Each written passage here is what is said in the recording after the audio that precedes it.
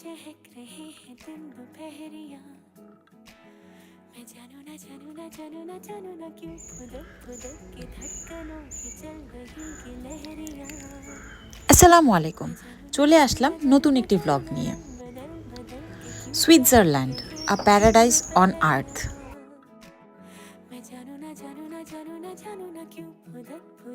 বাংলাদেশে যারা আছেন তাদের উদ্দেশ্যে বলছি, আপনারা কি জানেন মাত্র 1.5 থেকে 2 লক্ষ টাকা খরচ করতে পারলে 7 দিনের জন্য সুইজারল্যান্ড ভ্রমণ পসিবল।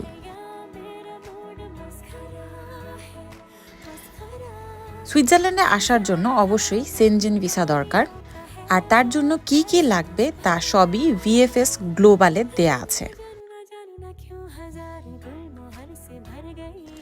ইন ডিটেইল যদি খরচের কথা বলতে যাই তাহলে ভিসা ফি 9,800, ভিএফএস ফি 2,500, ট্রাভেল ইন্স্যুরেন্স 2 থেকে 3,000 টাকার মধ্যে কভার করা সম্ভব। আর যদি প্ল্যানটা একটু আগেই করেন তাহলে 2 থেকে 3 মাস আগেই টিকিট কেটে রাখার চেষ্টা করবেন ফ্লাইটের, তাহলে মিনিমাম কস্টে ফ্লাইটের টিকিট পাওয়া সম্ভব। আর এই জন্য চিপেস্ট ওয়ে হচ্ছে স্কাই স্ক্যানার। সুইজারল্যান্ডের রাউন্ড ট্রিপ 90,000 থেকে 1,30,000-এর মধ্যে কভার করা পসিবল। অ্যাকোমোডেশন যদি এয়ারবিএনবি থেকে নেন তাহলে 25,000 থেকে 40,000-এর মধ্যে 7 দিনের অ্যাকোমোডেশন পসিবল। এয়ারবিএনবি সুবিধা হচ্ছে আপনি ওখানে গিয়ে কুক করে খেতে পারবেন, আপনার বাইরে থেকে ফুড না কিনলেও চলবে।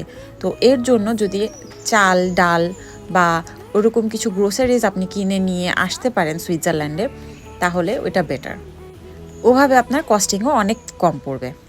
ট্রান্সপোর্টেশনের জন্য 10 থেকে 15,000 টাকাই ইনাফ। আর যদি আপনার ইন্টারন্যাশনাল ড্রাইভিং লাইসেন্স থাকে তাহলে 6 মাস পর্যন্ত আপনি ইউরোপের যে কোনো কান্ট্রিতে ড্রাইভ করতে পারবেন, এতে করে আপনার কস্ট আরও অনেক কম পড়বে। এভাবেই ইন টোটাল 1.5 লক্ষ থেকে 2 লক্ষ টাকার মধ্যে 7 দিনের জন্য সুইজারল্যান্ড ট্রিপ পসিবল।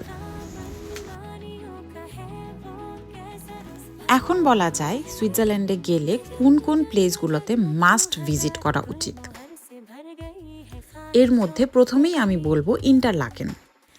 এখানে আছে পৃথিবীর বেস্ট মাউন্টেন কোস্টার।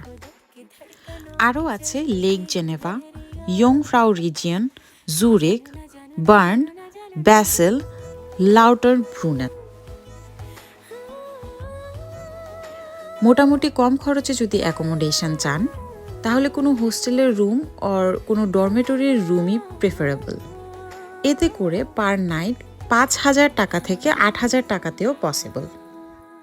সুইজারল্যান্ডের প্রাকৃতিক দৃশ্যের এই অপূর্বতার কথা তো আসলেই বলার কিছু নেই, কিন্তু ইন্টারেস্টিং বিষয় এটা যে এই প্রাকৃতিক দৃশ্য দেখার সাথে সাথে উপভোগেরও অনেক অপশন আছে। যেমন আপনি কেবল কার দিয়ে পাহাড়ের একদম চূড়ায় পর্যন্ত যেতে পারবেন, বলা যায় টপ অফ দ্য ইউরোপ। সবশেষে এটাই বলবো, বাংলাদেশে কোথাও যদি ভিজিট করতে যান একটু লাক্সারি ওয়েতে থাকতে চাইলেই এই টাকা নিমিষেই চলে যায়, বাট এই টাকা দিয়ে আপনি ইউরোপের একটা কান্ট্রিতে চলে আসতে পারছেন। আর ইউরোপে যদি একবার সেনজেন ভিসা আপনি পেয়ে যান তাহলে আদার্স যে কান্ট্রিগুলো আছে ওগুলাও ভিজিটের একটা অপশন খুলে যাচ্ছে।